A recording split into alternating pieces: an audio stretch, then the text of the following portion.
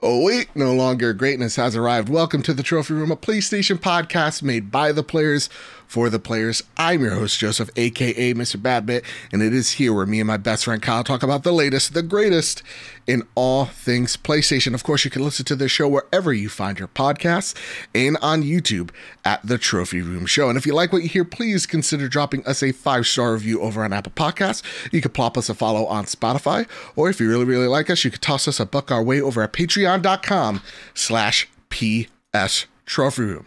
So with all that said, and with all that out of the way, the greatest co-host, whoever is, whoever will be, Mr. Kyle Stevenson, is currently at PAX. So I had to improvise. And I thought I needed someone that loves PlayStation as much as my good friend Kyle. And that person is Dash himself, the host of the NSX Podcast. How are you doing, Dash? Bears beats Bloodborne. Yes! Yes, I know. We're in good hands tonight. Bloodborne as well. Hey, man, it's an absolute honor to be here, man. Love this show. Thanks for having me on. Of course, man. And I truly wanted a person that's going to bring the Kyle-like energy, the positivity to the conversation because, Dash, I told you this before. I brought you here for a reason. I didn't tell you the reason. But you are one of my favorite people to follow on Twitter. Wow. Thanks, man. That means a lot. Yeah, because it's just games. You know, it's just like the games you're playing. You got a Bloodborne appreciation post almost every week like I do. And it's just, it's a nice little escape because you know what? Twitter is a bit of a hellscape recently. It is, man. I mean, listen, I think we all struggle with Twitter and mental health on Twitter and all that. And, you know, I do too, you know, just like everyone else. But I try to be the positivity in Twitter. You know, same. I'm not, you know, it's not fake positivity or anything like that. I try to tweet about the things that I'm excited about, I'm passionate about. You didn't mention, it's not just games. It's a lot of pizza too, man. Yeah. It's a lot well, okay. Before we even go on this, and I know it's such a generic topic, but Hawaiian pizza, the pineapple on pizza, does it belong? So I don't do Hawaiian pizza because I don't do ham. But if I did, yes, it does belong. Oh, so wow. What I do is pineapples, chicken, and jalapenos. That's the move right there. Oh, wow. Okay, so you're just awful. I'm the worst of the worst. All right. So understand, I'm from Jersey. Who has the best pizza? Tri-State, which is New York, New Jersey, Chicago. Somehow Detroit snuck their way in there. Who has the best pizza, Dash? Bro, I had to Google what Detroit pizza was. I didn't even know it. I'm like, what is Detroit pizza? They cook it in the garbage. Hands down, Tri-State, New York style pizza. Hands down, man. Yeah. Joe's Pizzeria in Greenwich Village. That's where you want the best slice. Is that the spot? Yeah. Or Louis in, what is it? Is it Lou's in Garfield? I think it's Garfield. Also terrific.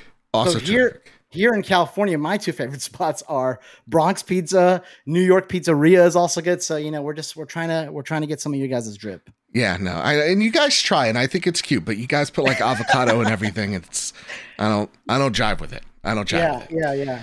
That said, Dash, I don't know if you know this, but I got my hands on a bit of tech over the weekend.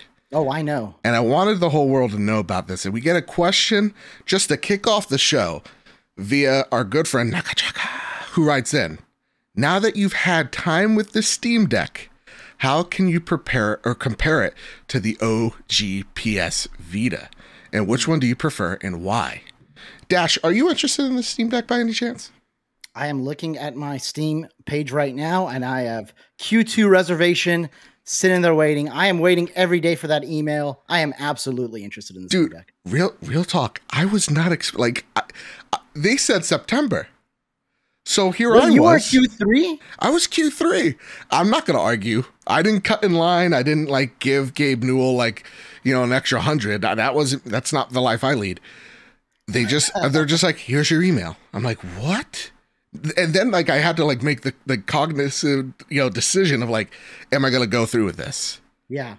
This is not smart. I work from home. I definitely don't need this. So here it is. I got it. There it is. Here's the thing. They know what they're doing. They're like, just give us $5. You may want this. You may not. Of course you're going to want it. Of course. Of course. And let me tell you something about this as I hit the mic twice, because that's how unwieldy this thing is. Yeah. Dude, I love it. I love it. You're twirling it around like it is like as small as a Vita. That's a big boy. That's a chunky boy. How does it feel in your hand? Oh, great question, Dash. The one thing that I didn't notice is like there are actually handles. I'm sorry, I'm blocking the mic with this thing. There's actually handles that I can grip on it, and there's like 4 little buttons on the back here too, programmable. My fingers don't hit them ever, but what I will say here as I put it down, because I keep on whacking the mic with it, it's really comfortable. And you know, I'm not gonna fake it.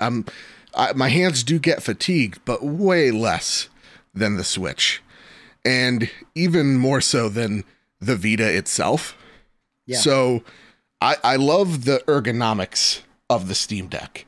I think the OS is a clunky, buggy mess at the moment. It is definitely a mobile PC. Like with Linux, all the bells and whistles and pros and cons that come with it. And sometimes apps work, sometimes they don't. So Elden Ring, I did plug that in natively. It didn't want to work in the beginning. It kept on giving me a white screen, but then eventually I guess it learned it was self-aware. And it was like, oh wait, you're trying to play an amazing game here. And I'm like, okay, great. The games run great, depending on what game you're running. It's going to depend on how much battery life you're going to have. But, you know, Elden Ring, it's going to be like 2 hours tops on it. Like 2, maybe 3. But then I looked up YouTube. I went to YouTube University, and I found a way to get PlayStation Now on, or sorry, not PlayStation Now, PlayStation Remote Play on my Steam Deck. I saw that. And because I'm not like the emulator guy, don't steal, because they're going to find you. That's why I say don't do it. But yeah, like it works, and surprisingly well, like way better than like my cell phone would usually do.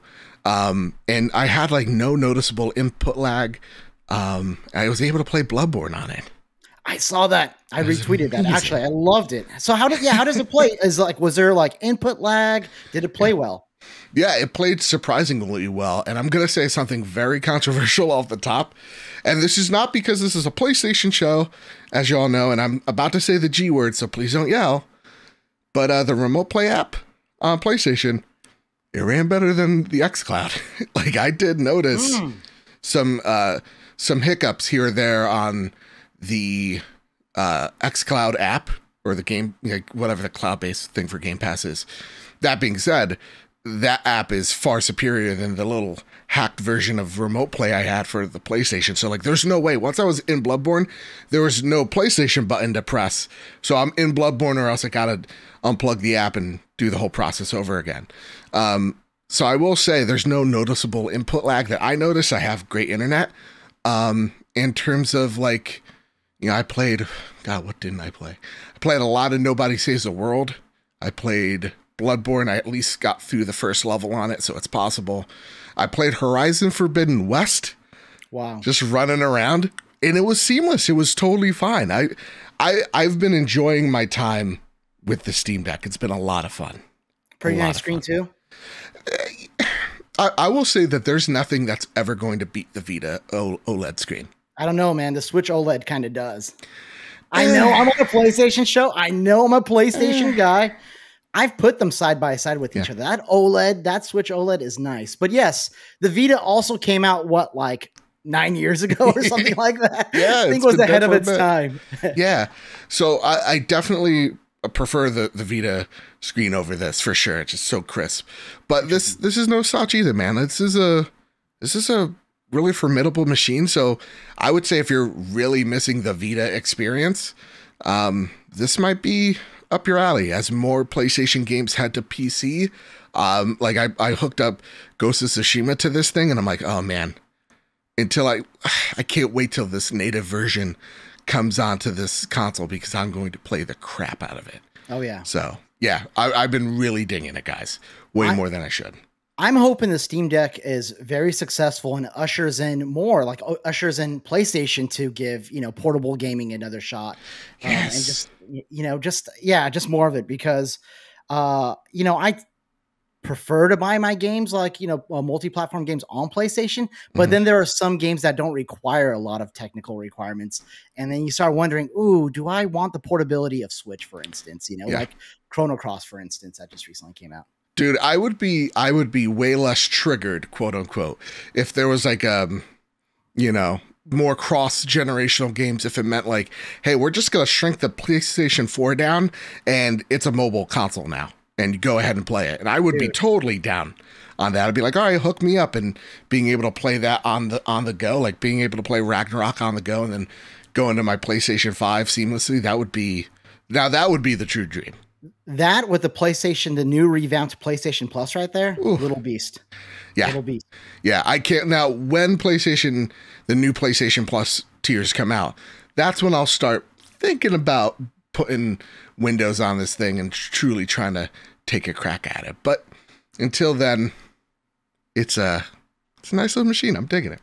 Nice, man. That said, we have a lot to talk about. And I mean, truly, we have a lot to talk about because we have a new Star Wars game from Amy Henigg, the creator of Uncharted. We're going to be talking about whether or not God of War Ragnarok is still slated for holiday 2022. And of course, we're going to be talking about what everybody's talking about. Ads are coming to PlayStation games. Oh, boy. But before we get into all that, it's time for our Patreon pitch. Of course, like we say each and every show, the reason why we look so good, we sound so great, is because of your generosity over at patreon.com/PS Trophy Room. And I say this, I've said this in March, and I'll say it here. March and April are big months, and like, just for math off the top of my head, the big bills came in. We were able to pay 100% of the $1,000+ it takes to run this podcast.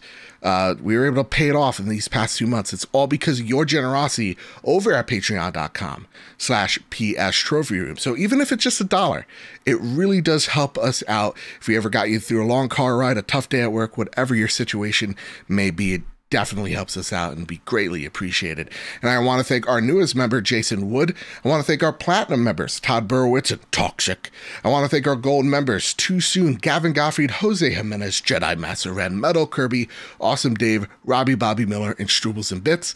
I want to thank our Silver Plus members, Hayden Doors, Laka Chaka, Marcus O'Neill, JB the Purple Monkey, Janice Von Metal, Tim Ulf, Justin Rodriguez, Cypher Primus, Captain Logan, Brenton Zachary, K Grimm, Rick Arrington, Dewane Raksha, The Good Sir, Mr. and Mrs. Nasty Boots, Drellish, Foolish Fuji, Annie Daynell, Kevin Mitchell, Kevin Diaz, Manx Vigia, The Lord Commander Kogi, Elo 2032, Stephen Flesh, Jinx the 19th, Bubble Boy N7, and Jesse Garcia. Thank you all so much for your generosity. And with that, listen, I was going to call you Kyle there, Dash. I said... It would be an honor. It would be an honor. It would. He's killing it today. We're going to talk about it a little later. But yes, he crushed it. Honest to goodness, I said to you before the show, I said, you're going to earn your keep. Kyle's not here, so you have to be my mini Kyle. And you were like, how about 50-50? So with that, Dash, take it away. The first story as we square up the news. Alrighty, this one is coming from PS Lifestyle, and it's new Star Wars game in the works from Skydance and Amy Henigg, and that's from Jason Faulkner over there. He writes, Amy Henigg is back at work on a Star Wars game, this time at Skydance New Media, the studio she founded in 2019. Today, Lucasfilm Games and Skydance announced that a new title was in the works and not much else. Henigg was previously worked as a writer and creative director on another Star Wars game, Project Ragtag, at Visceral Games, which was unfortunately canceled in 2017. What's the new Skydance Star Wars game about? Unfortunately, no story details for Skydance's Star Wars game have been released. We know it's a richly cinematic action-adventure game featuring an original story in the legendary Star Wars galaxy. And that's it. However, we can make some suppositions based on Project Ragtag. Project Ragtag was a linear adventure set after Star Wars Episode 4, A New Hope. It would have been a heist story that followed an original cast, and the very small snippet of the game we got to see at EA's E3 2016 Star Wars trailer showed a scene on Tatooine.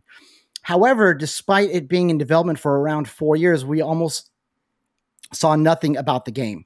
So while Hennig could choose to go in a completely different direction for Skydance Star Wars game, I wouldn't be surprised to see Shadows of Project Ragtag in it.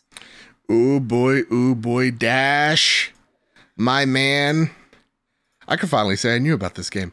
So, Dash. You did? Sir. Yeah, I knew a little bit about it. Okay. I mean, I just knew of its existence, and now this is great. I'm sitting alongside an insider here, folks. I know, right? Man, I could have gotten some clout. If only I'd be like an anonymous source, black icon, and Anyway, nonetheless, this is exciting. Amy Henigg, Skydance, seems like she's gonna have her hands full. The only question is what the scope of this game is going to look like. Because Skydance, I mean, when you think about them, they've done some VR projects. They've done some, they handle some of the last Telltale stuff, I believe, as well.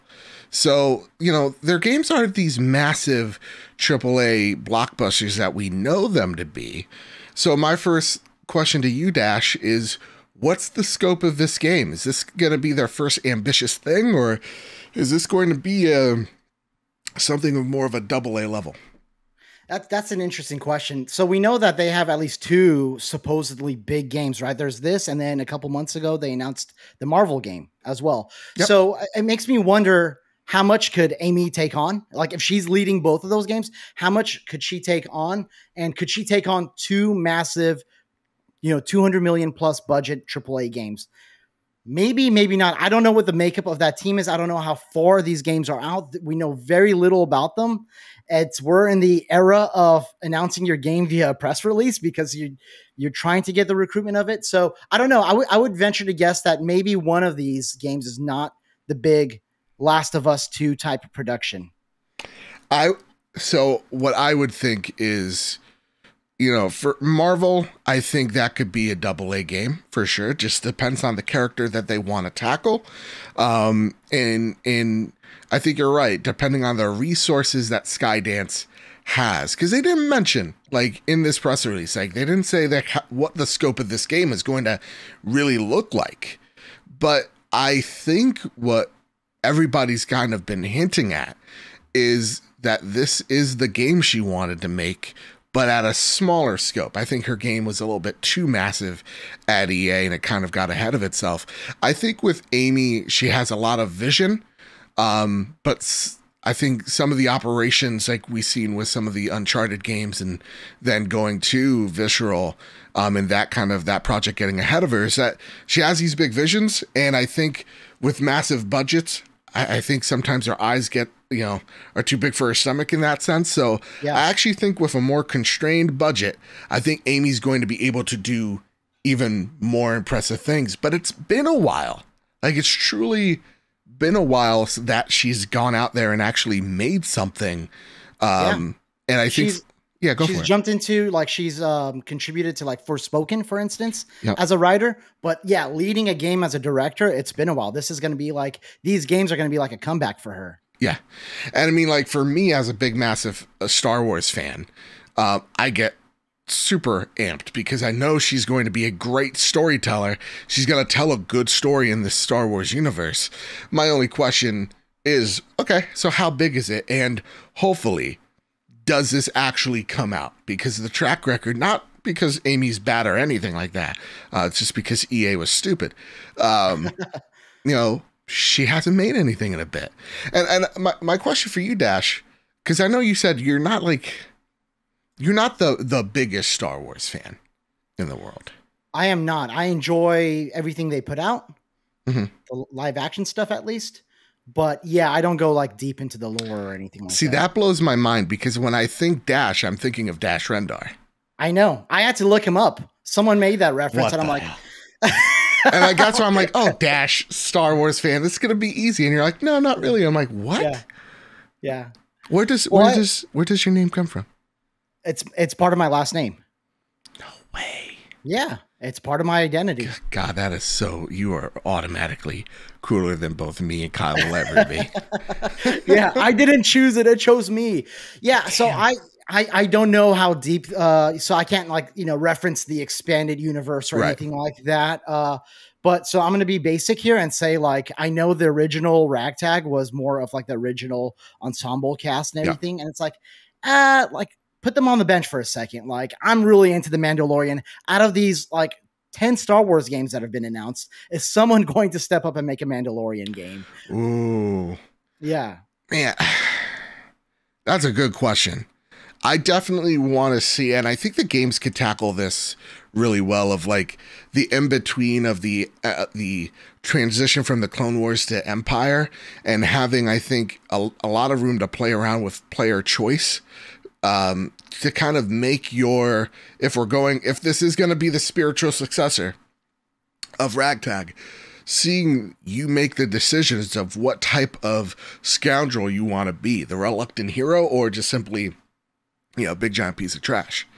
So that's where my mind goes. But yeah, a Mandalorian game. That's going to be. I want to say something else that she's been talking about in interviews, as well as from her LinkedIn profile itself, where she writes, "Our first productions will tap into the traditions of adventure cinema to create an engaging, energetic experience that capture the spirit of TV and film to excite both longtime gamers and non-gamers alike." That's the interesting thing that I'm like kind of taking away from this. It's like, okay, you're going to, and then she says, by challenging established design dogma and exploring new genres, mechanics, and means of player input, we believe we'll see an explosion of creative interactive experiences that are inviting and appealing to everyone. So I was like checking out an interview where she was talking about expanding, the reach and getting more gamers. And it seems like everyone wants to do that these days. Yeah. Jim Ryan, everyone wants to do that.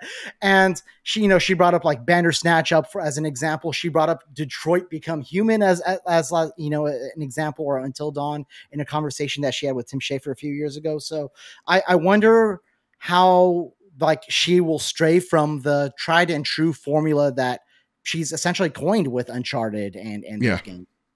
Yeah, I wouldn't be surprised if we see this be,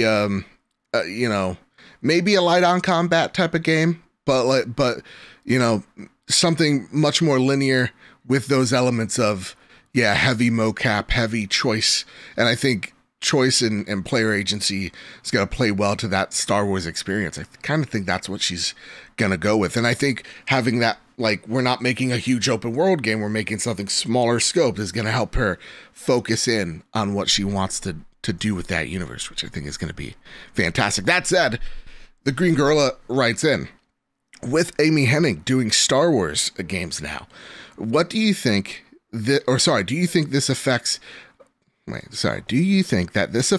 us getting another Uncharted game, or rather Neil Druckmann do the next one, as Uncharted 4 seems to be the favorite?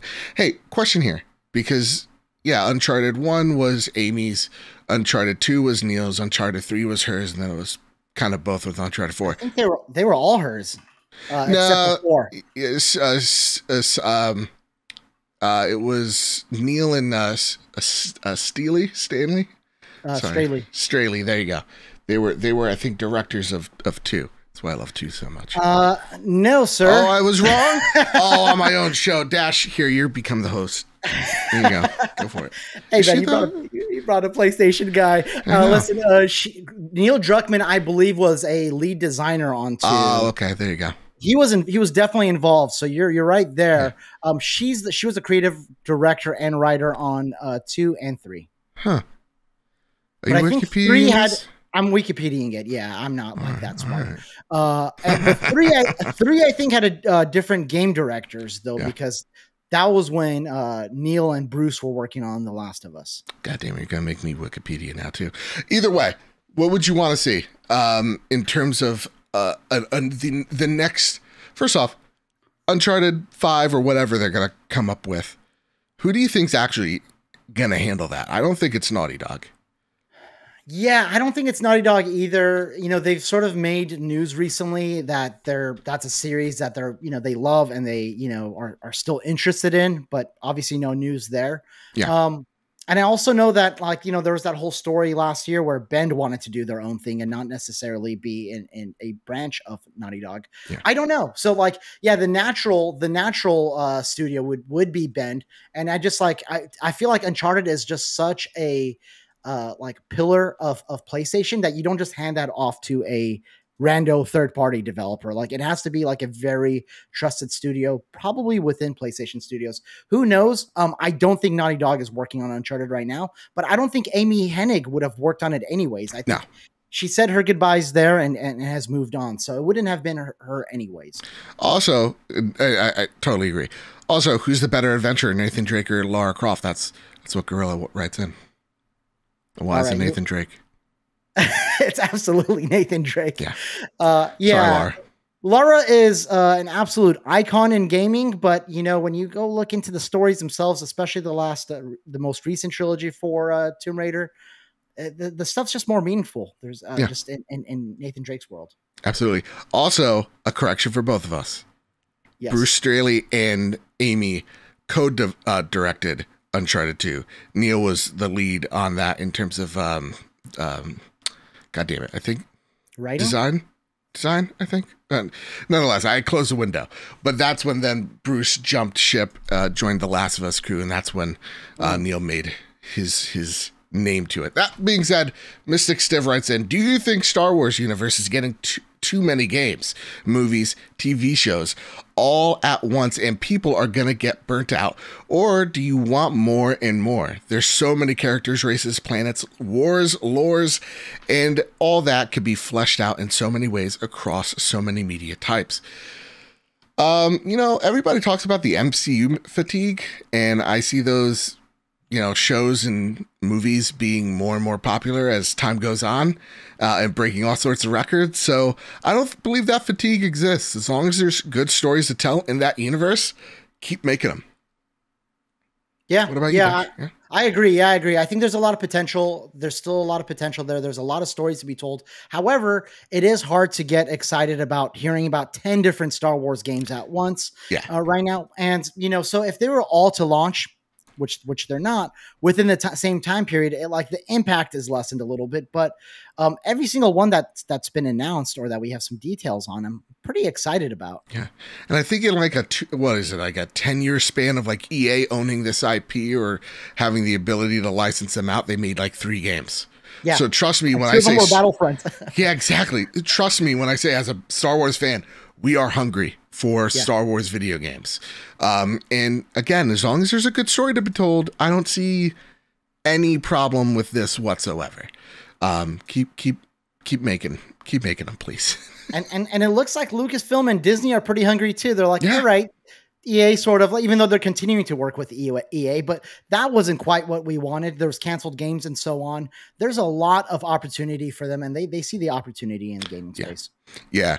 And the last thing I want to touch on here as well, when it comes to the game space in Star Wars games and just the IP, it takes one bad or controversial film or TV or piece of content to derail it and start that quote unquote fatigue. I think it takes only one piece of content to reignite it. And I think, for as much as I have problems with The Last Jedi, and I think it's a controversial film, though I love all Star Wars, so I'm still going to love that movie. But understanding it's controversial, that damaged the brand. And I think The Mandalorian has reignited the love for Star Wars. And then seeing that love now represented in Lego Star Wars that just came out like a week or two ago, you can see it. People do love this IP. It's just important with the direction you're taking it. That said, here's a direction that I'm getting a little concerned by. And that comes from our next story. God of War director asks fans to be patient for Ragnarok news. Something cool is coming. This comes from Tom Ivan over Kyle, I did it. Tom Ivan over at VGC. Cory Barlog, director of 2007's God of War 2 and acclaimed 2018 series reboot God of War, which celebrates the 4th anniversary today, or as of recording. And in a video published on Wednesday, Cory addressed the lack of updates on the game coming up game's upcoming follow-up, Ragnarok. Speaking of the God of War Ragnarok, the elephant in the room, we haven't said much about this.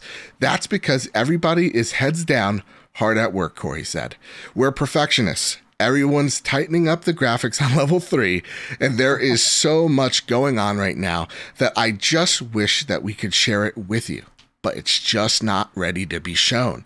But I guarantee you at the moment, every second that we have something we're ready to share, we're going to share it because we don't want to hold anything back. So please hold tight and know that there is something cool coming, and that everybody here at Santa Monica is so incredibly thankful for all the support you've given us, Corey Barlog said in a room while Yolanda was vacuuming.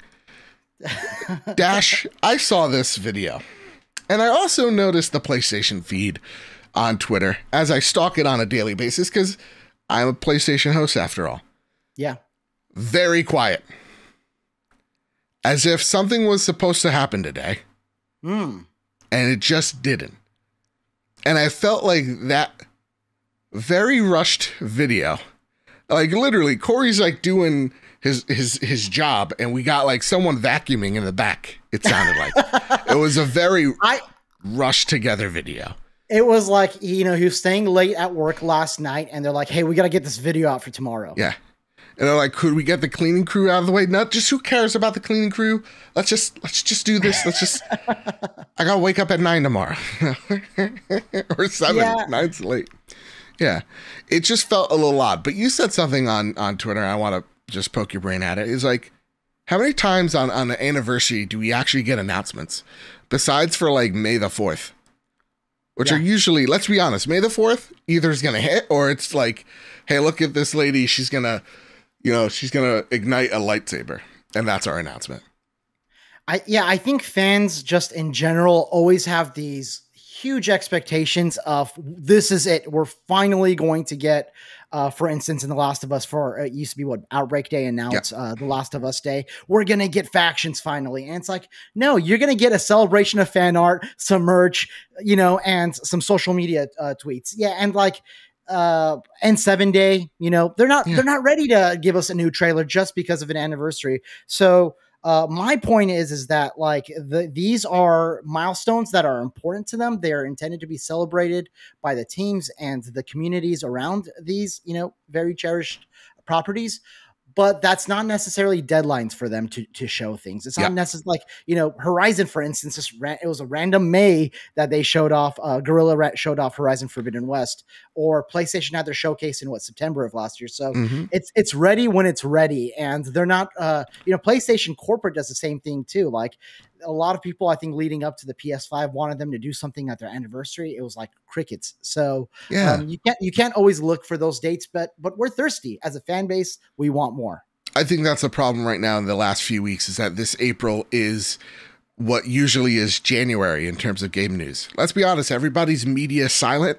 Everybody will wake back up once PAX East is over and done with, and then they'll start having their announcements of either their showcases or, whatever games that they have. Like, there's so many little rumors about PlayStation shuffling things behind the scenes that, to me, it does have me curious. And I know a lot of people are like, this game's not coming out this year. I'm like, God of War 2018 was announced, I believe, in January, and it came out in April. Like, you don't need like a year head start on it. Like, you could literally announce something. You could shadow drop something and it's going to be impactful. Not to say that God of War is. I'm thinking of like games like Tunic, right? But like all PR needs is a good rotation, good media spotlights, some good voices, a good campaign. And that's all you really need. Like, you just need a month of coverage. Yeah. And if you have that, that's what makes a PR campaign. Someone that's in it can tell you this. Me. So to me, I don't think you need the year head start. I think what you do need, though, is to communicate with your fans. And they say it. It's coming. They could have been a bummer and say, hey, guys, listen, we're delaying it. Yikes. But I do think something may have been teed up just by the way, again, Sony usually talks at 9 a.m. and then they don't shut up for every 15 minutes until 9 p.m. Right. So to me, something was definitely teed up, and just didn't pan out. And that's probably because they're just finishing up the next little polish of this vertical slice that they have. But I don't know, man. I'm not concerned about this game whatsoever. Neither am I. I mean, I obviously want it in 2022. And if it's to fall in 2023, and if it gets pushed back, then that's okay too, if that's what it takes. I mean, we experienced that with Horizon, even though I think that got released in the absolute worst window ever for Horizon. Yeah. But I feel more confident actually about God of War releasing in 2022 because Santa Monica themselves and PlayStation can't stop confirming that it's going to be 2022. Just today alone, I don't remember his name, but the animation director at Santa Monica said that it's coming in 2022. Yeah. Just today alone. So they're constantly saying it's coming in 2022. That doesn't mean it can't get delayed, but I feel more confident about that than Horizon, for instance, that did get the delay, but we never got don't worry, it's coming out in 2020. Yeah, we never got the reassurance. Yeah. And that's why I still think, like, whether this game comes out in August or September, I think this game's still slated for holiday. Yeah, I think so too. I think it'd be a little uncharacteristic for PlayStation to release a game like in November, but you know, they've done it before. Look at and it was a console launch, but look at like the lead up to the PS5. Like we got Miles Morales and we got freaking Bugsnax, which was like in January, I think, and then Demon Souls and Sackboy. We got so many games that were announced just a few months before the release itself. I mean, and it's not like incredibly out of nowhere for Sony to put a game out in September and totally own it. So to me, I'm like, even like, for example, we talk about how Horizon was damaged by Elden Ring. I truly think it was damaged by Elden Ring a bit, but you know, the sales, and again, box sales, but nonetheless, the sales of Horizon, it's back in the top 5 of the MPD in April. Like, as soon as a PlayStation 5 refresh happens, their games, Miles in Horizon and what have you, they are all the way up there again. So I think games like Horizon, games like God of War, games like Miles Morales, their flagship series are going to have incredibly long tails to them, because every time there's a refresh, people want to experience that game. People are waiting for Horizon waiting for their PlayStation 5s to play Horizon. And and it shows. The numbers don't lie. So to me, it doesn't really matter when a PlayStation game is going to launch, because at this point, not to sound like a complete fanboy, what it is, when a PlayStation game drops, you're going to look at it, and they know it. Everything stops. Like, you know, when we saw the rumors of like the 3 big rumors that week, everybody was pushing their stuff out of that week just in case, because when PlayStation talks, people genuinely listen. And just seeing, like, every time, like Bloodborne, for God's sake, trends every week with like 15,000 tweets. It's like, it's nuts. So I think they're going to be fine either way, but yeah. Look at the opposite effect of that, which you don't want to have. And I don't think they want to have those sort of negative connotations where you're showing them too much too soon. We're seeing it with Forspoken now, where that's a cool looking game. There's a lot to look forward to in the game, but they're giving us 2 minutes at a time, 3 minutes at a time. And it's like, it all starts feeling the same, and we start getting that fatigue from it. So you don't want that effect either. We saw that with Deathloop as well. Yes. And then that becomes a complaint. It's like, how many times do I have to see Deathloop? How many times do I have to see Forspoken? Yeah. Just say that you have it. Say that you're making it. Hold on to it. And then when it comes. It's going to be, it's going to be great. That being said, there is one. I had like multiple people DM me about this. Nasty Boots chose violence. When it comes to God of War, people are saying the new God of War looks like much like God of War 2018 with the same animations too. Like it's a bad thing. I don't get it. This God of War 2018 was fantastic, and more of that should we not say thank you to more of that? Yeah, it's a sequel. I would be surprised if God of War all of a sudden had a machine gun. If the Leviathan axe did not thump back to you, that would be weird. Yeah. It looks like God of War because it is God of War. That's it. That's all we're saying. I mean, yeah. What do you want? Like, do you want a situation like, and this is like a throwback here from like Devil May Cry to Devil May Cry 2, for instance, where it looks completely different, where they essentially like built different development team or a director at least for sure, and the assets look completely different. Like they have amazing assets. Why not use those and build on top of that to, scratch off some of those items that they had that they couldn't get to in the first game. Some of those ambitious ideas that they had where they're like, okay, now we could build on the existing great things that we have and make this great. And I think God of War Ragnarok looks awesome. We've seen 3 minutes of it, and give me more. Give me more. Just give me more. And I don't even care if this was DLC. This is great. Miles Morales is like a 6-hour long game, and it is one of my favorite Spider-Man stories. So who really cares? Also, at the end of the day, who cares? I just want this thing. Give me more of it. But it's a sequel. Everybody settle down. I saw the thing on Twitter. Everybody's yelling at each other, crying. The DLC line is fanboy fodder, and it's just gross. Don't be those people, for the love of God.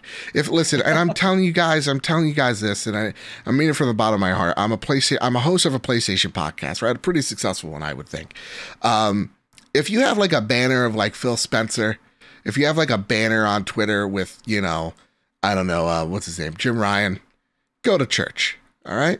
Just go to church, please. Stop celebrating these people like they're idols. All right. Except for Shuhei Yoshida.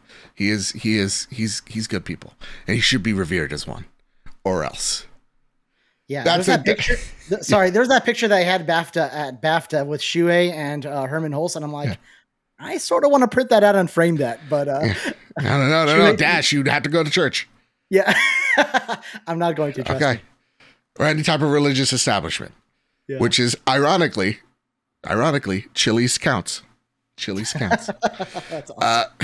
That said, Dash, take away the next story for me, good sir. All right, so Sony is also working on an advertisement program for PlayStation games similar to Xbox. That's from Yuli Lopez at WCCF Tech. They write, a few days ago, we reported on the scandalous move by Microsoft regarding the placement of ads in Xbox free-to-play titles. Now it seems like the competition with Sony is following on a similar path, as Business Insider has reported that the company responsible for PlayStation consoles is working on an ad program that works similarly to that found in Xbox. According to the report, 3 people who are involved in the plan said Sony is doing testing with ad tech partners to help game developers create in-game ads through a software developer program. The idea is to encourage developers to keep building free-to-play games by giving them the means to monetize them. This new effort is expected to launch by the end of 2022, and it would put ads inside PlayStation games themselves.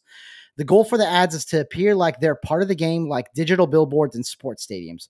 Formats can include advertisements that give viewers rewards for watching ads, and promotions for in-game items like avatar skins. The source also addressed the topic of security while mentioning the idea that in-game ads was in talks since 18 months ago after launching the PlayStation 5. One of the sources told Business Insider that Sony is being strict about vetting ad tech companies, ruling out the collection of personal information like emails or names. Okay. Let's stop right there because I can't take any more of this, Dash. We don't even need to finish this. This sounds awful. Welcome to Web3, everybody. Your monkey emoji looking thing now costs $5,000, and there's going to be ads implanted in your eyes. You asked for this, you begged for it, and here it is. This sucks. Yeah. Now, that said, listen, it is for, as they say right now, free-to-play games. So, your World of Tanks, your Fortnites, perhaps. The thing that I think actually makes the most sense is in your sports games. So your Madden, your FIFA, your MLB The Shows. You're going to have billboards for Pepsi and Coke up there, right? You're going to have TD Ameritrade ads on the bleachers. You asked for this, and here it is. But seriously, this, I don't know, man. I want to know your thoughts on this, man, because I truly see the more and more commercialized nature of video games and the dumb product placements, and it just gets me bummed. You know what's funny? The last time you and I talked, we were talking about PlayStation and live service games on my show. Yeah. And it feels like it's a similar situation here. I'm like, do we have to put on our, I don't want to, come off as a PlayStation defense attorney or whatever. So yeah. I'm typically a half glass full kind of guy, unless something stinks. I look at this on paper. This looks bad. Yeah. I can't, there isn't a whole lot I could justify this with and be like, oh, this is going to be great for us gamers. And everything's going to be fine. I don't really see anything of benefit here for us. Besides the fact that if it's done well, and when I say done well, not showing you these big obtrusive ads and killing the immersion of the game, that it helps fund the studios to make the experiences better. But there is something I do want to stop you there, because when you say that, it does for me. I think of we're talking about like Netflix right now. Their stocks have hit what a 25% low. They're losing hundreds of thousands of subscribers as people go back to work, and content is as great as it is. But one of the things of how they advertise on these shows, especially when it comes to streaming, is product placements. And product placement, sometimes it's in your face when it's like Stranger Things and Baskin Robbins, but sometimes it's just a Coke can on a table. Right. And it does to me a little bit help with that immersion factor of this is a real thing that exists, or this thing is here and it could be in our world. So I'm kind of in the defense attorney spot here a little bit, Dash, because if it is something of the lines of like, yeah, it's a Coke can instead of saying cherry pib on it, that's fine. Right. Or sugar water. Fine. But if this is like, I have to wait 30 seconds before I play a match of Fortnite, I'm going to just take a power drill to my temple.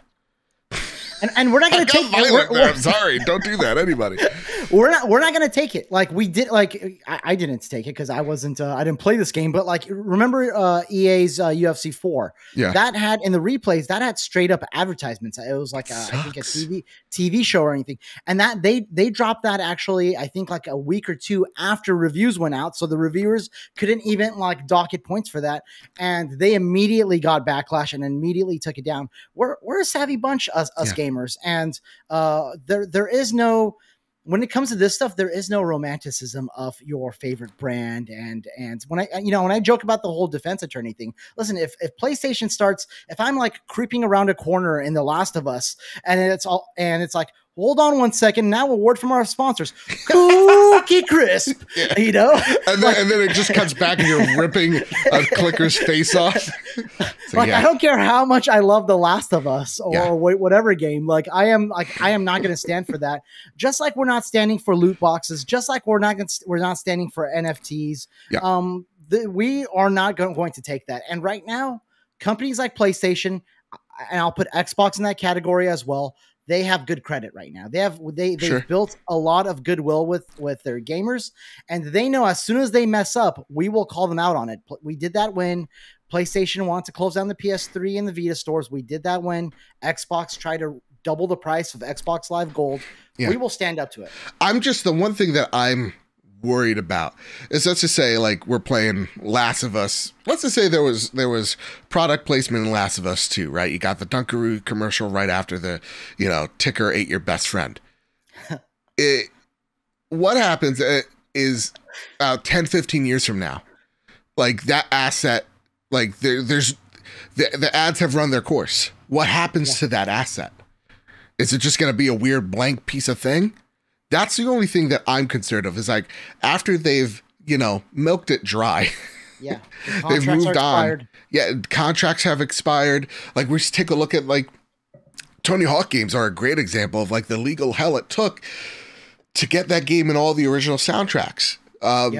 So what happens when the deal runs out? That's the thing that I think nobody is thinking, that nobody I saw talk about, is like, what happens when the deal is done? What happens to this thing? I think that's what this is. I think because advertisements in games are nothing new. I feel like, didn't we have them like as far back as like the PS1 days? Sure. Advertisements in games are nothing new. And I think that's what this is. This is an investment using these platforms that are running like dynamic ads where, it is going to change and be timely, so that if you're playing God forbid. And I'm saying stuff. And I'm saying stuff like Last of Us and God of War and stuff. This is, we got to remember, this is for free to play games. Correct. You're right. And games like Fortnite, like, not even hating here, because Joe, I know you play a little bit of Fortnite here and there. Really fucking good. I'm not even gonna bleep it. That F word was warranted. I am Dash, real talk, everybody. Kyle's not here, so I can get to gush a little bit. 22 kills. Our team over 30 kills last night. Wow. Think about it. No bots, by the way. These were real people. I almost got the game before that. I almost crushed it as well, over 20 kills, but I couldn't seal the deal. I literally took 3 dudes on at once and just missed by a hair. Could have got that victory. Yeah. I'm sorry, continue. No, I've played some competitive multiplayer with you. I've seen your skills. Not in Fortnite. And actually, I'm kind of curious to try Fortnite now that the whole zero build thing is, but I'm kind of perfect. Yeah. But like that game right there is already like a bit of a walking advertisement. Like there's just so many crossovers. There's so many events and promotional things. Like that's a game that there's all sorts of hands being greased, deals being signed. There's all sorts of advertising happening in that game. And they're doing it in a way where it's not turning off that very savvy, that very hip, I imagine, Gen Z and cool, like sort of trendy gamer audience. I mean, you got Bruno Mars in there. You got, I'm not kidding you. If you see an Ariana Grande skin, you run.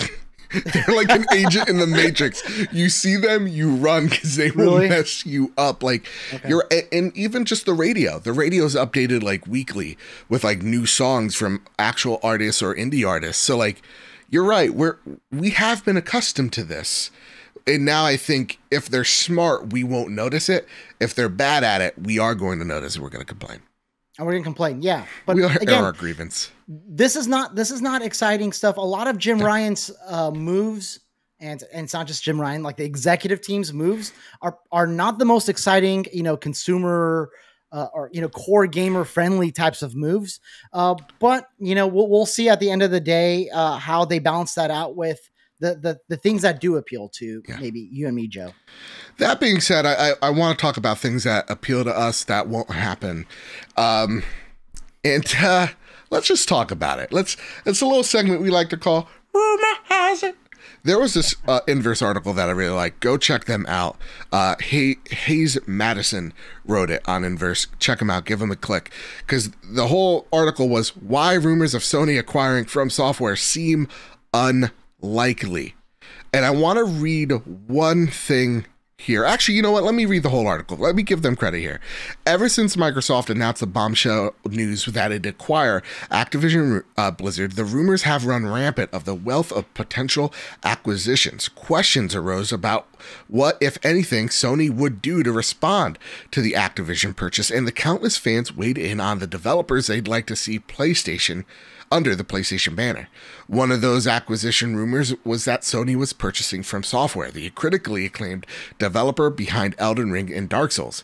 However, while many might like this to happen, it's still unlikely these purchase rumors are accurate. From Software is currently riding high with the overwhelming success of Elden Ring, which sold a tremendous 12 million copies in under 17 days after its release. In just a matter of weeks, Elden Ring has become the developer's best-selling game of all time, almost beating out Red Dead Redemption 2, that sold 17 million copies in its first week. With the developer's most successful game ever still going strong, it's unlikely that From Software would be interested in selling. Acquisitions don't usually happen when companies are performing better than they ever have. Sony seems much more interested in developing multiplayer live service titles moving forward. The company's purchase of Bungie for $3.6 billion tells a story. Bungie remains mostly independent, able to self-publish, and not quite the same as Microsoft's Activision Blizzard acquisition. These rumors really have to stop. It's something we keep throwing out here on this podcast, and it's accurate. It's true. Acquisitions don't happen when companies are in the green, right? Acquisitions happen when the direction of a company goes sour. when they don't have faith in the board or the CEO or COO, and they don't have a clear direction out. Like things, we're still good for Activision Blizzard in terms of having the number one selling game that year, but they saw it. We can't do this anymore. The train, is off the tracks at this point. It's going to go south, and we don't have the means to fix this. So we might as well sell while we're at a high to a company that's going to fix all the things we broke. And I think that's the way we get out of here, right? From Software at this point in time is the most successful they have ever been. When we are talking about acquisitions, we have to stop thinking about what is in it for Sony, what is in it for Microsoft, and just think about what is in it for the acquisitionee. What's in it for the person that's about to get purchased?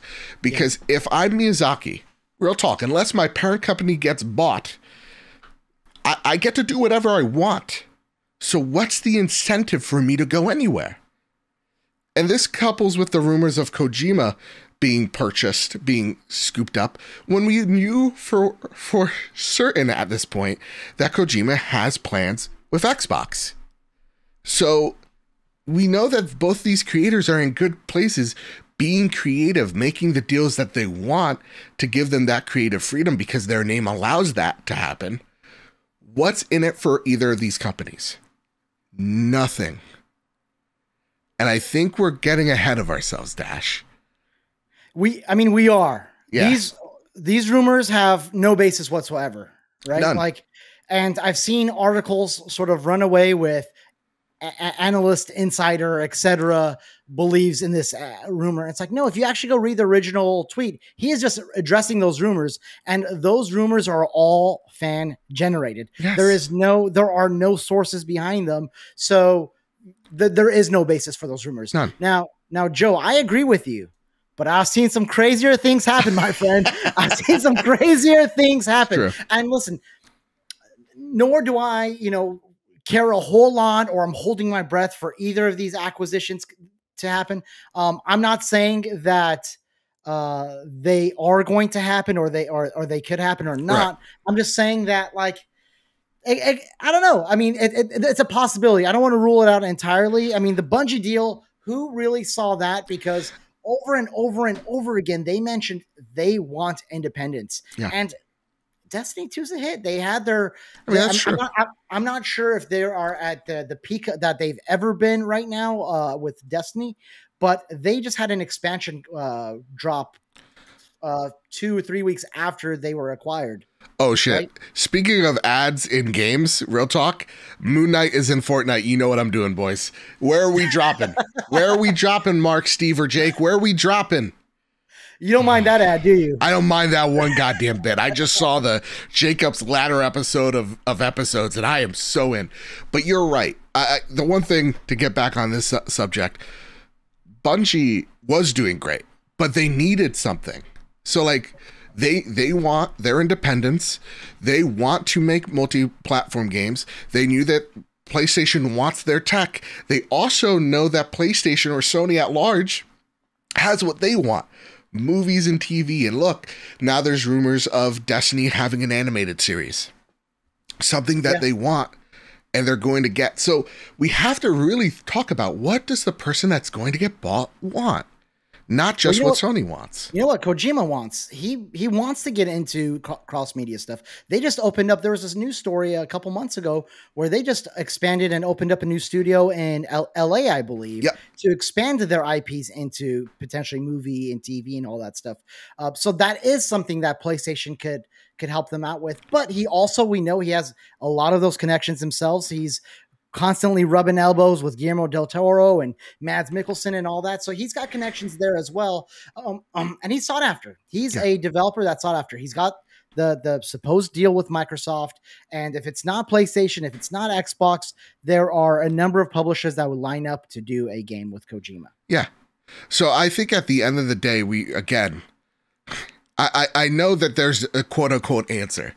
Right. I think people like Jeff Grubb have said that they have an answer to it, but just don't expect the answer to be from software. Don't expect the answer to be, Konami. Don't expect that answer to be Capcom or, whatever. Don't expect it.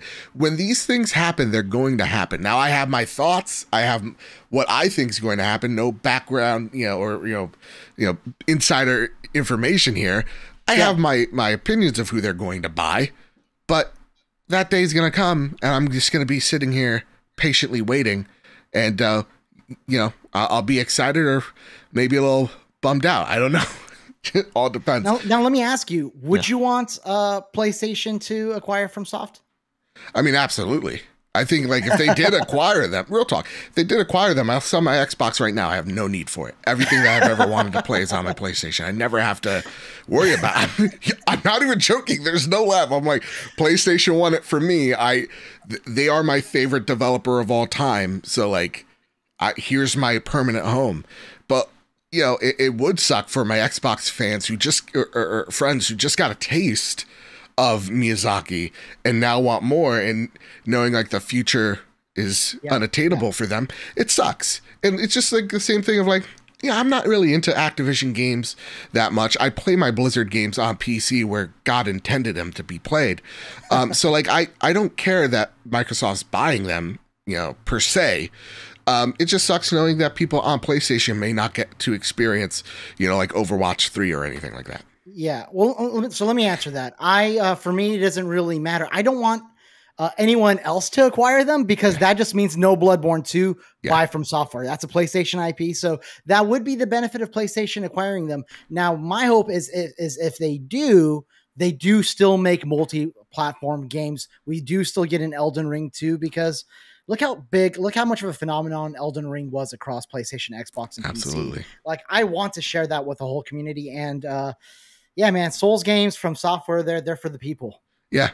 And I think also just to kind of to hop on that point just a little bit is like, to me, I don't want to see anybody cut off from a thing that they love just because a deal in a hand got shook. So, it would suck to see Xbox fans get screwed over with this.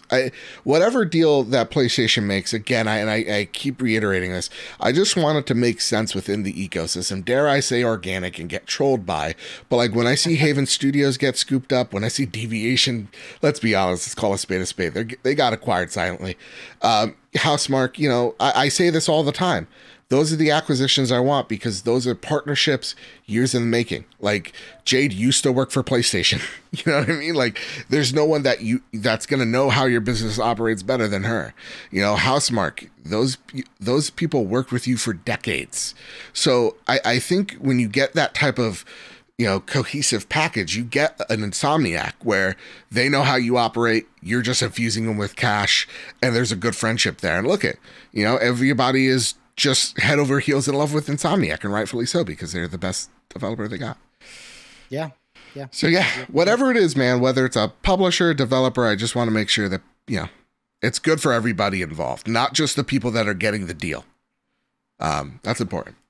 Yep. That said, running a bit long, but this is a good show, Dash. Listen, real talk, you're doing great. Kyle, you're on notice. Hey. Flash news. Gotta go fast. Gotta run. That's going to give... Kyle's going to listen to this and he's going to get like panicky. He's, oh shit, what's going on? Don't worry, Kyle, you're safe. I love you too much. Okay. Marvel's Avengers' next playable hero will be Jane Foster's Mighty Thor. Crystal Dynamics said that the new hero designs are driven first and foremost by their comic book identity. So, the fellow wielder of Mjolnir, her suite of abilities will have a lot in common with Odinson's. However, she will have the same elements distinctly of Jane. This is something else I also knew. Wink, nudge, nudge. You know who you are. But yeah, this is a shadow character, or what is it they call it in Smash? I think it's shadow character. Nonetheless, cool. I just want to put this here because I just want everybody to know that Natalie Portman was my first crush as a child, and she'll be my last crush ever because I will love her to the day I die, and she could crush me with her arms. Oh my God, did you see that trailer, Dash? Yes. She, I was wondering how she was going to fit into the role, and she is fitting into that role. She's got like bigger arms than me. She can fit me into a role, let me tell you. Jesus, punch me twice in the mouth. All right. There's a new Saints Row customization showcase. They showcase a lot of customizations. Who knew? That game is slated for this August. So if you're interested, check it out. I am. So I'm excited. I'm excited for Saints Row. I love Saints Row. It's going to be a game that I buy and probably don't play. Damn it, Dash. Damn it. Everyone is mad at Pedro Pascal over his Last of Us quote. So he was interviewed by, I think, like GQ. And the quote read, this is what everybody was mad about. When asked about how he got ready for the role, he said, "So it's sad. I haven't had any skill," he said. "I tried to, play it. And only a matter of minutes before I had to hand it over to my nephew. It really takes a specific kind of skill, and I don't have it." He also said, I watched a bit of it, and then I had to go and do actor shit. He said he knows what this character is. He's identified it. He has its essence, and now he's going to put a little Pedro spin on it. Go for it. Great. Just don't take your goddamn helmet off and don't show me your ass, and you're going to be great. You're gonna see Joel's ass. Hey, this show is Neil Druckmann's baby. Yeah, and I think he knows what he's doing. I think there's they're working together. He's directing, he's producing. I'm not sweating that line. No, I'm not whatsoever. Pedro Pascal does not know Star Wars, and yet he killed it as a Mandalorian. Real talk. And they even he's not gonna tell you he's an actor. All these actors are actors.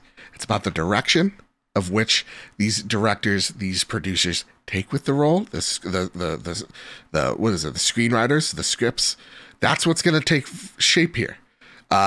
Pedro is a tool to be put on display and to accurately depict a broken man. I think he's going to be able to do that. He's not a Game of Thrones. I bet you he hasn't even finished a book, but he's like, you know what? I'm going to play Oberyn, and God damn it, he did. Great. You know who also hasn't finished the book? George R. R. Martin. That turned out. Actually, no, that didn't turn out okay. Never mind. So the quote that people didn't read is when he said, "It's similar to the way Jon Favreau and Dave Filoni treat The Mandalorian, and how Mazin and Druckmann are treating The Last of Us. It's in good hands because they love it so much. Well, clearly Neil created the video game, but Craig loves it so much," he said. "So it really is made for people that love it, and there are some very intense storytelling for people who might be less familiar." Yes, this is it. You have one of the showrunners made the thing.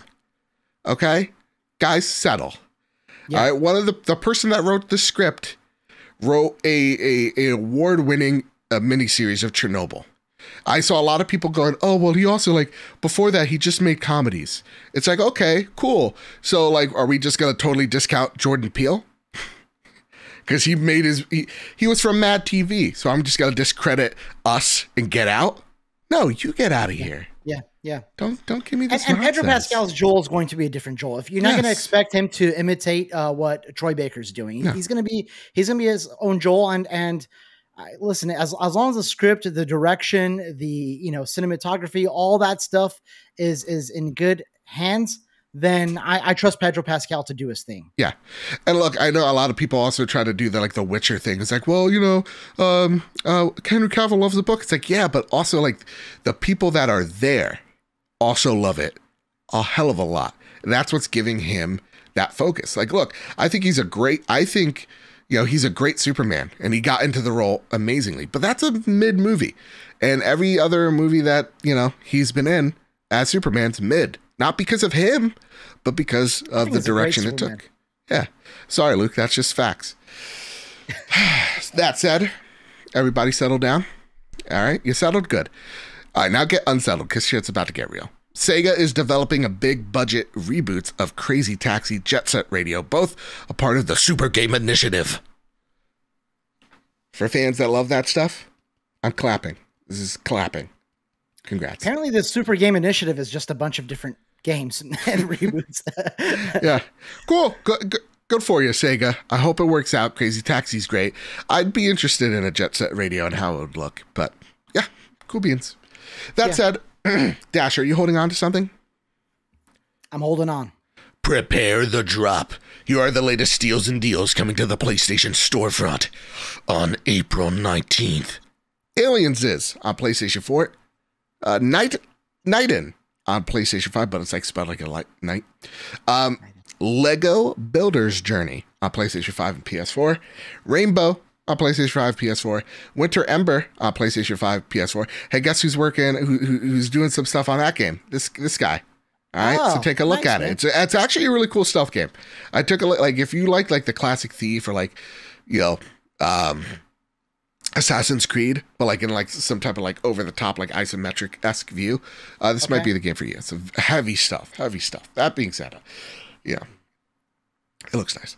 April 20th, YOLO 420, Liberated Enhanced Edition. April 21st, Chernobyl Light, Moto at GP 2022, Samurai Bringer, PS4, and Ayo the Clown on PS5 and PS4. Cool, all around cool games. That said, we like to end the show with the Sony Pony Express. Yeah! You failed to do it. I was gonna practice that, but like I'm like, you know what? I don't think that's expected of me. That's fair. See, look at Kyle. You're safe. You're safe here. Don't worry about it. He couldn't even yeehaw. He didn't even have the confidence to yeehaw. Ask What Not Why writes, let me try this again, ... Kyle, Joe, I know it's early, but I have a question for the podcast. So hello, Trophy Lords. For some reason this year, I decided not to play any new games as they release, Horizon Forbidden West being the exception. And I noticed that many of these games get patches and make the game not only run better, but add quests and smooth out and buff out some things. Does this impact your perspective of games when you've completed it? Or maybe this is more of FOMO, fear of missing out, and our rush for the next fresh thing everyone is playing. I guess my question is, what is your opinion on all of this? Sincerely, Jose thinks too much, Jimenez. Jose, I love you. You don't think too much. You think just the perfect amount. Good question. Yeah, no, I think FOMO plays a part. I also don't like the fact that all these games are coming out and they're super buggy. Like Horizon did have some bugs to it. Elden Ring definitely came in a little bit hot. It's kind of like standard practice now. And I feel like, Jose, you're doing it right by going, I'm just going to wait. You're going to wait till it's on sale. You're not going to let FOMO, get you. And you probably end up buying the game cheaper and you overall have a better experience. Like, I think I would have liked Horizon more a month out after its release, as much as I love the game still. I think there was like these little things that got in my way of the pure, holy crap, this could have stood toe to toe against Elden Ring. But like, to me, I think I think people that are playing it now or just bought it in April, you guys are in for a treat because I think you guys got the better version. I don't know. What do you think, Dash? Yeah, I agree. It's a trade-off. So, when you get the game at launch, you're playing it alongside the online community. So Elden Ring, I absolutely knew that I wanted to play that at launch. And it was an absolute beautiful experience to see people taking down the same bosses and see, comparing notes with friends. So that's great. And yes, you do deal with sort of maybe not all the features being there or maybe things being a little buggy. Same thing with Horizon. I beat that in 1 week because I knew Elden Ring was coming. But you know what? I enjoyed every minute of it. I didn't feel rushed. I love that game. I put in 45 hours into it in a week. And, my wife didn't love that, but I did. But you know what? That one was one that like potentially would have been better if I waited because they killed there's an option to kill the animation for easy looting, which would be nice. She doesn't talk as much about her stash. So there's like little updates like that. Thankfully, technically, I didn't have a whole lot of crashes. My version of the game was blessed and I didn't have a lot of issues with that. But so it's a trade-off. You're going to get the definitive editions. You're going to get the cheaper price. You're going to get more features. Returnal, for instance, has a ton more features now. Oh yeah. So it's a trade-off. If you can resist the FOMO, good for you. You're going to get the better version of the game.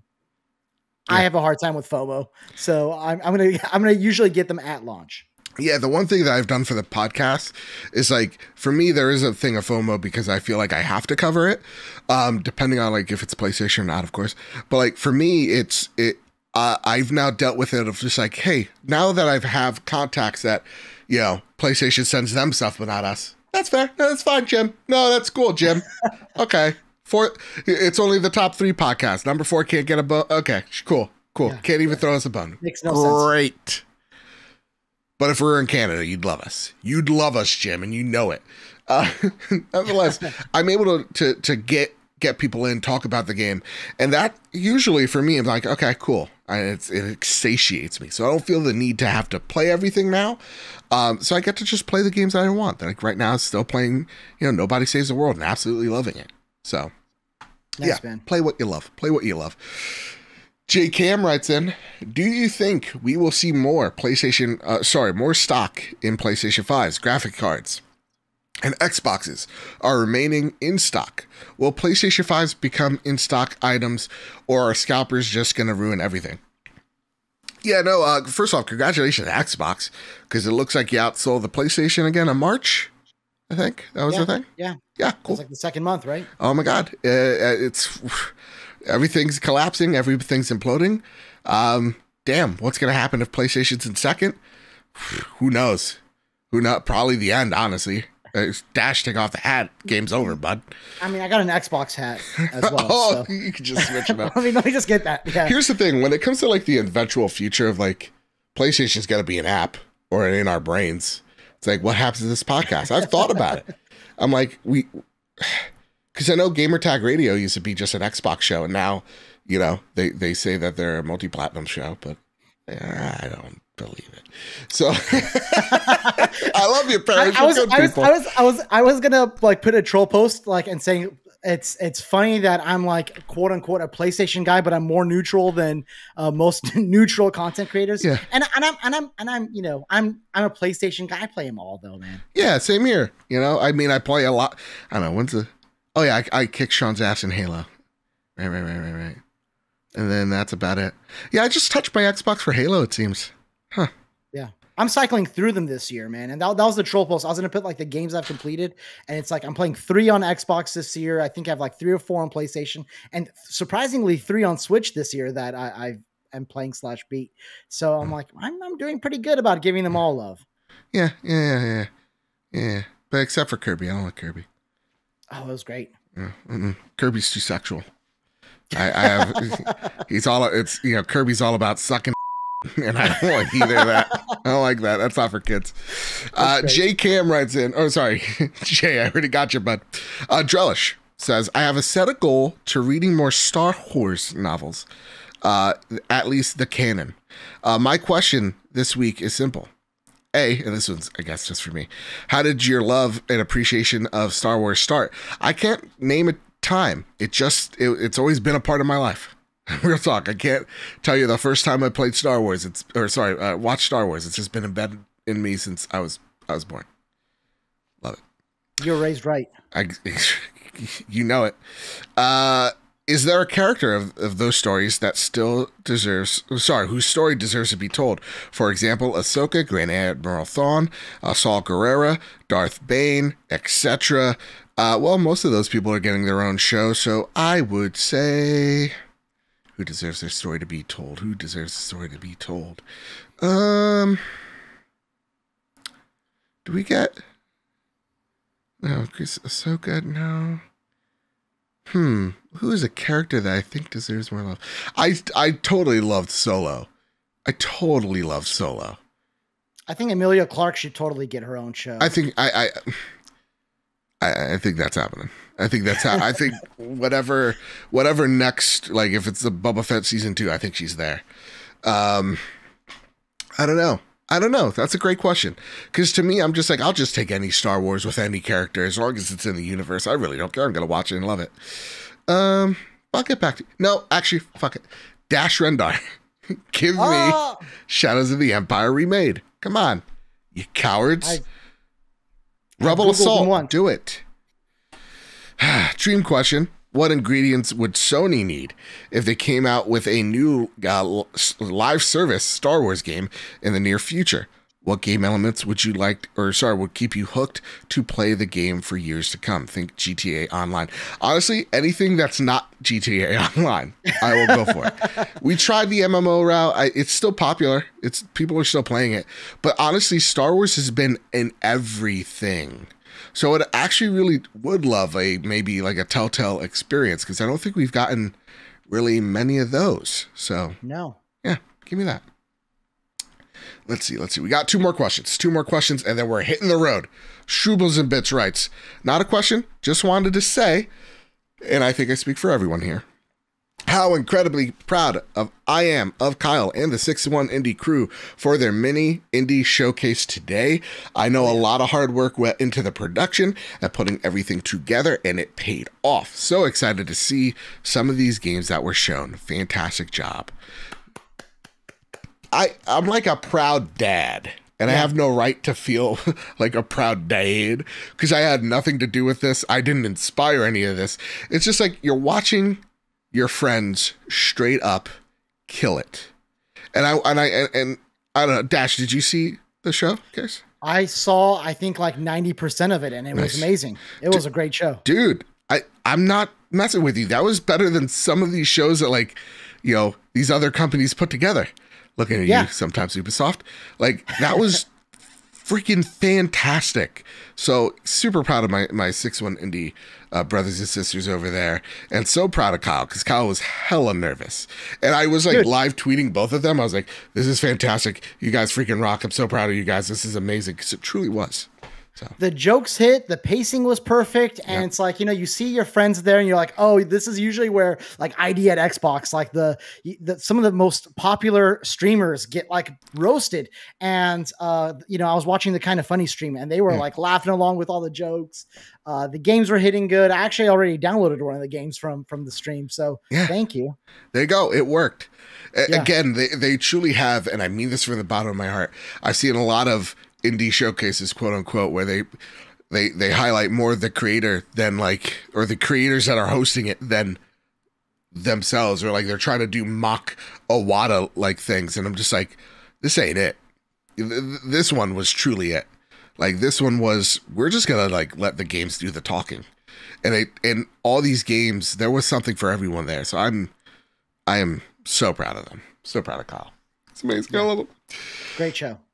Una writes in, hey guys, last night I was able to beat GTA 5 and took 69 hours. And nice. Yes, I picked up The Sea. Oh my God, what? And it was a banger.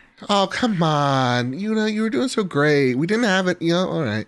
My question this week is, do you guys plan out what games you are going to play next, or is it a go with the flow deal? I was going to play Edge of Eternity next. However, since I have not started it yet, I decided to hold off until and start up God of War 2018. First playthrough, Una. You're in for a treat. As it is the 4th anniversary today. Has this ever happened to either of you? And if so, what did you do? Yeah, I usually plan it out. I go, okay, this is the game I'm gonna play. This is it right here. And yeah, I usually dedicate a game a month. So like, for example, I think this is the most hectic it's ever been, where I'm balancing 4 games and I hate it. I could juggle maybe 2. Yeah. So I'll juggle 2 meaty games, and then like Fortnite somewhere around there, or some multiplayer game I'm carrying Luke through. But other than that, like, I plan it out. I need to know what I'm doing next. There have been some spur of the moment things like Plague Tale Innocence, which I am so thankful for, and Nobody Saves the World, which I'm completely enamored with. But those actually come seldomly. I'm usually planning out what the next game I'm going to play is. What about you, dude? I plan them out, but it's, you know, I got to go with the feeling. So like, if I tell myself I'm going to play Final Fantasy VI right now, that's been on my backlog forever. Yeah. And you know, for whatever reason, I talked to a friend about Prey and I want to play Prey instead. I'm going to go with the feeling. I will call some audibles. This year I have a goal. There's 4 games that I said I want to get off of my backlog, and I'm going to squeeze them in one way or another. So there's some structure, but fluid. Nice. Yeah. that said, those are all the questions. I know someone did email us a question, and I do want to make sure I give them a shout out because I'm holding on to it just in case there's another slow news week. So I'm looking at you, Brandon English. I got you. Don't worry. I got you next week. But still email me. I love when I get emails from folks, whether it's just notes or whether it's, questions. Keep emailing us. You can send us your questions over at PS Trophy Room on Twitter or join the community over on Discord, which is fantastic. But with that said, and with all that out of the way, Dash, you killed it this episode, good sir. Like I knew you would. So tell everybody, where can people find you? Dude, I had so much fun. You could find me at Dash Revolver on Twitter and my crew. NXS Cast. So that's a weekly podcast that we do. Gaming podcast. NXS stands for Nintendo, Xbox, Sony. We cover them all. We love them all. We play them all. Nintendo less so. We don't cover that quite as much, but we still love them. Weekly podcast where, we come at these stories from different angles. We do the research. We try to come at these topics with logic, but I do them alongside my two really good friends, Jeremy and Kevin. We have a lot of fun and try to be funny and keep it fun along for the ride. Yeah. Shout out to Kevin, man. He has like this inner joy that I wish I could just capture. Yeah. He balances us out so well. So dang well. He's got the energy and the beard that matches. That said, all the links to all Dash's stuff and his show NXS, links down below. So go follow this man because they do great work. And yeah, you're truly one of my favorite folks out here in this space. So thank you so much for coming on. This will definitely not be the last time. That said, you can find The Trophy Room wherever you find your podcast services, whether that's Apple Podcasts, whether that's Spotify. And if you guys could, I know this is a big ask, but rate us 5 stars. We are like 14 away from hitting 300 on Spotify. I think we are like 50 away from hitting 300 on just the American iTunes charts alone. We have been cracking the top 100 charts on Apple Podcasts every single week. And I want to keep, my goal this year is we're going to be consistently cracking the top 50 video game podcasts this year. I have no doubts that we're able to do that, but we can only do it in the way it honestly works is 5 stars. Anything below 5 stars hurts us. So the more 5-star reviews we get, the more Apple feels confident that it pushes our content out there. So if you guys could, same with Spotify, rate us 5 stars, tell us why you love us. It really does help us out. And it gets a little boost for me, ego wise. I get to tell, everybody, I got a pretty successful podcast, that type of stuff. So that said, help my ego, help the show. Find the show over at PS Trophy Room. Find me over at Mr. Badbit on Twitter. With all that said, and with all that out of the way, everybody, keep your wits about you. Keep hunting and keep playing PlayStation. See you guys.